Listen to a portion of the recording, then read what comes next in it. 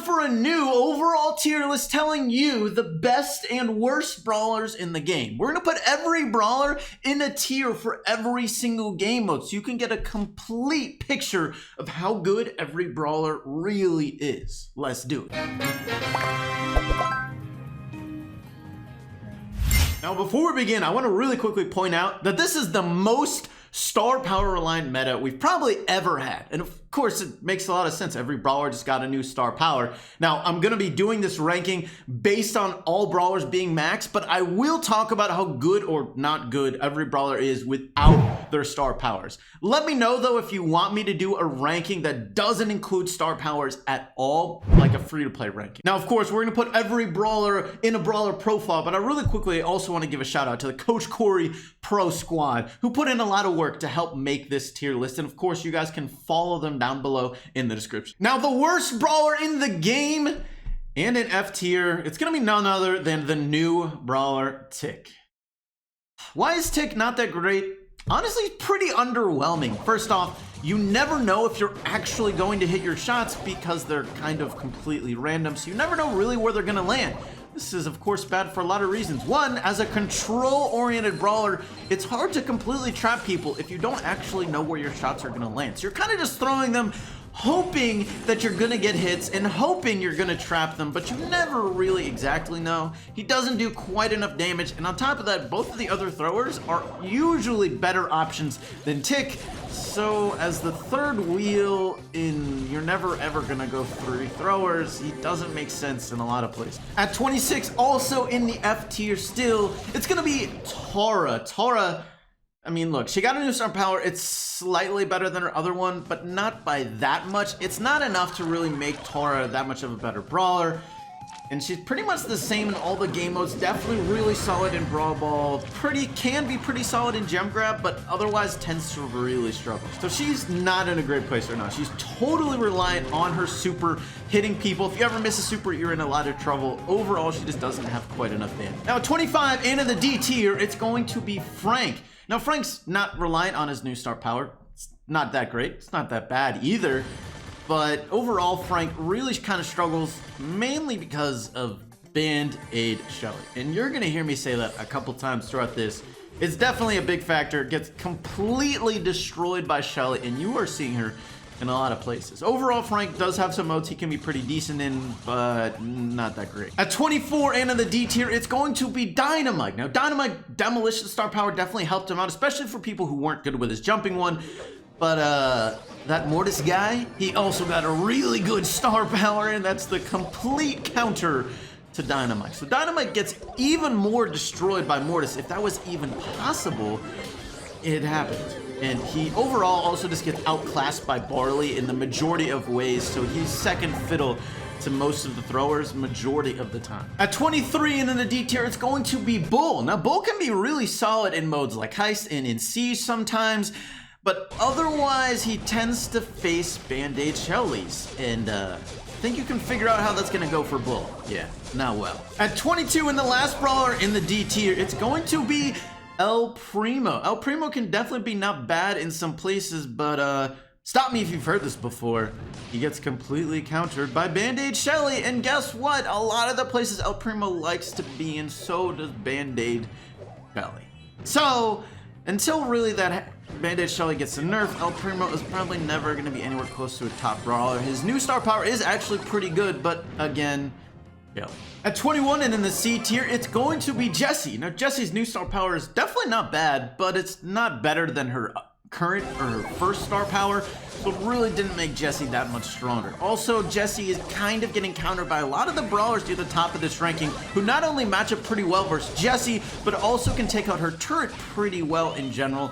So it definitely doesn't help Jessie out. At 20 and in the C tier, it's going to be Neeta. Neeta, formerly one of the better control brawlers, she's now no longer getting quite as many bears, and it's really hurting her. She's definitely a decent brawler in a lot of 3v3 game modes, but in the current meta, it's just not a great meta for Neeta, and she's kind of struggling. She can be pretty good if it's a great map for her, but a lot of times there's other brawlers you would pick over Neeta. At 19 in the C tier, it's going to be Poco. Poco, formerly the worst brawler in the game in my last ranking, got an amazing new star power in Screeching Solo, and that really elevated him. Poco always worked well in tank team comps, and his new star power Screeching Solo also works even better with tank team comps because you can often get that heal and damage enemies at the same time, which of course is really good. Now, if you don't have Screeching Solo, I'm sorry to say, Poco will not be very good, and he will be at least a D tier brawler. He definitely relies on Screeching Solo.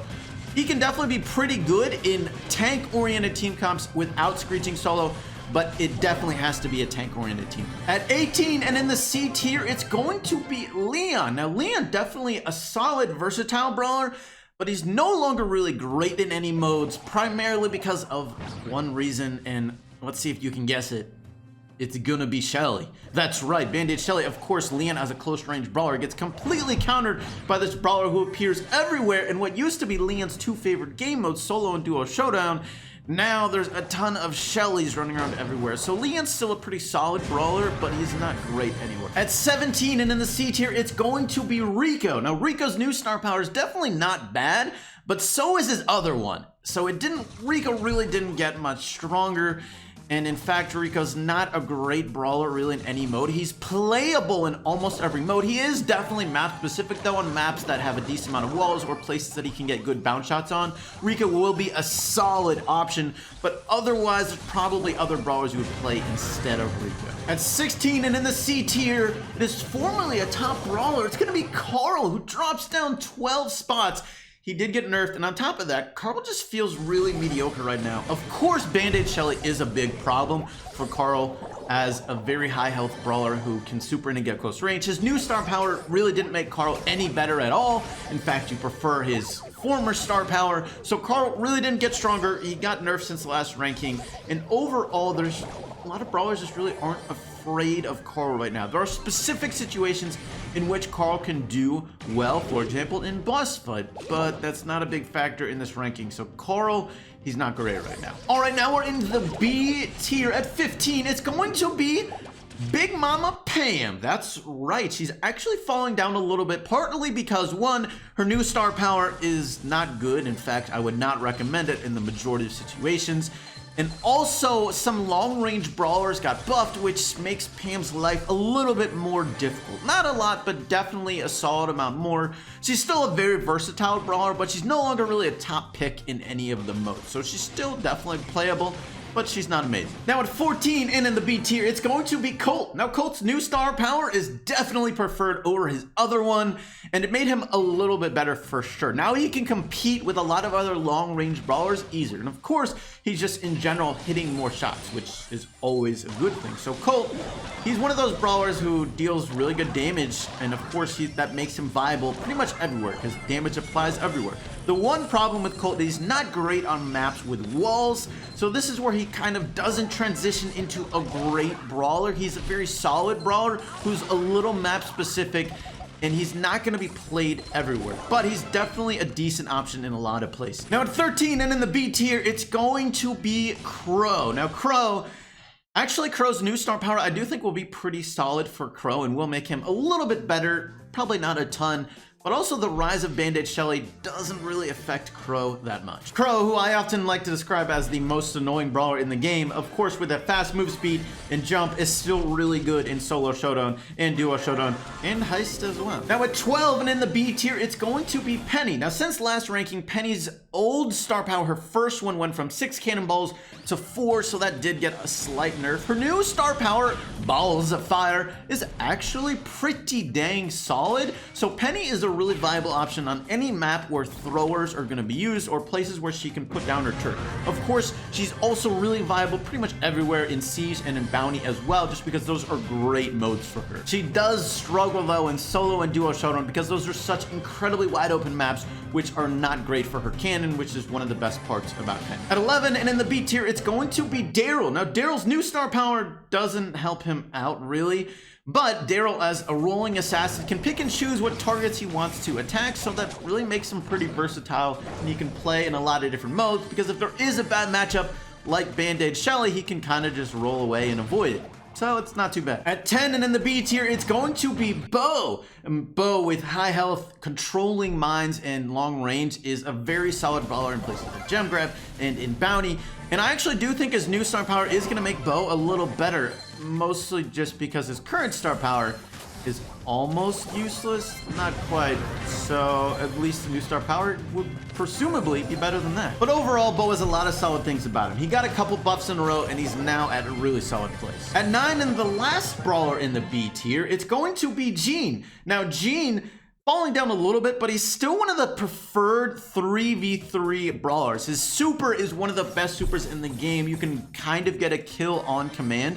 Of course, you have to hit it, but it's not a crazy difficult super to hit if you practice it a good amount. At the least, it's a very threatening super that can cause people to back up just because you have it, or change how they act just because you have that super, because it can change the game. Oh yeah, his new star power though, it doesn't help him at all. In fact, I would recommend not using it at all. At number 8 in the A tier, it's someone who I feel like has been in the A tier for every single one of my rankings in the past year. It's Brock.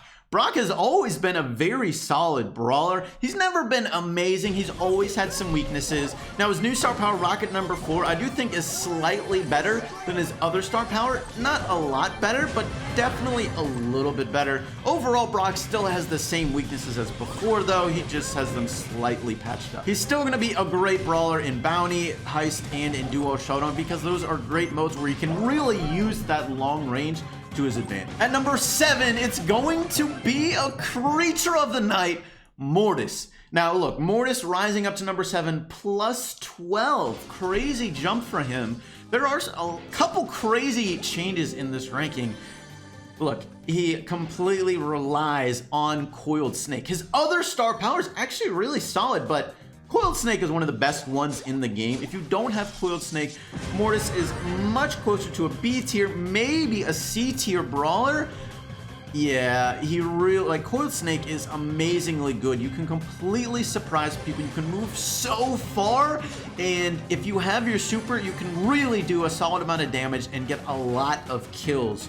It's a really good star power from Mortis. It makes him viable in a lot more places.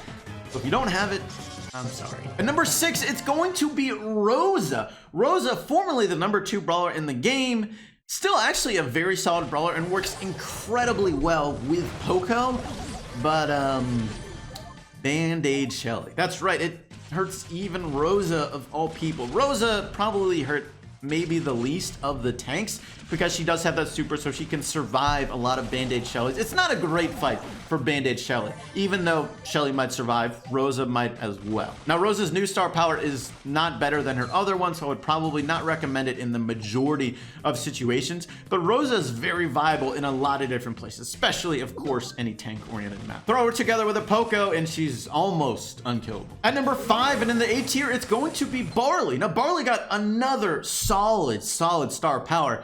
Take your pick. Do you want more control with the healing, or do you want more damage with the damage? Barley can do whatever you want. He's definitely the best thrower in the game, and it's not that close. Almost always are you seeing Barley's picked over Dynamite's in competitive play. So any throw-oriented map, Barley is going to be a beast, and of course, just in general, he's really good in places like Heist and in Siege. At number 4, and in the A tier, it's going to be Spike. Spike, a very solid brawler, versatile, one of the most versatile brawlers in the game, and good almost everywhere. He's not overpowered in any sense, but he's very, very solid. And actually, Spike's new star power, Curveball, is the one I hear most complained about by pros, mostly because it's incredibly difficult to avoid the spikes with Curveball. It just covers such a wide radius, and it's really difficult to dodge.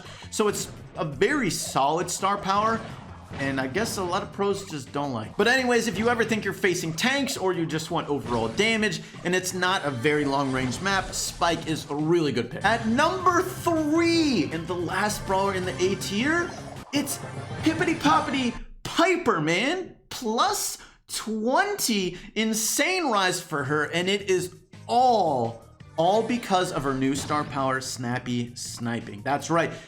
And when I first reviewed the star power, I said it might be better than Band-Aid. And look, that's really how good it is. It's that level of strength.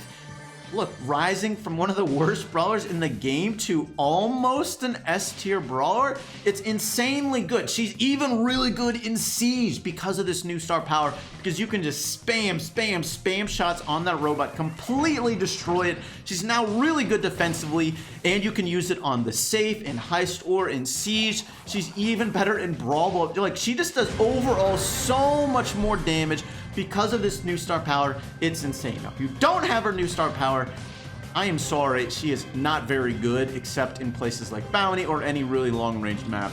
Really, her new star power is completely overpowered. At number 2, formerly the #1 brawler in the game, but still S tier, it's gonna be BB. Now, look, BB is a very solid brawler, didn't get nerfed, was the former #1 brawler, so she's still really solid, good in the majority of modes, but of course, she kind of gets countered by the #1 brawler in the game, Band-Aid Shelly. That's right, I have to clarify, it is Band-Aid Shelly that is the #1 brawler in the game, because without Band-Aid, she's just okay. Like, she's a tank counter, but with it, she's a tank, and she counters almost everything, it feels like. Band-Aid Shelly is the best brawler in the game by a good amount, because when she dominates, she completely dominates, and she's really hard to stop. There are some places where Band-Aid Shelly, or Shelly in general, is not that great because it's super long range or something, but overall, Shelly's just the most dominant brawler in the game with Band-Aid. Check out more amazing tier lists right over there. Stuff like the best 1v1 brawlers,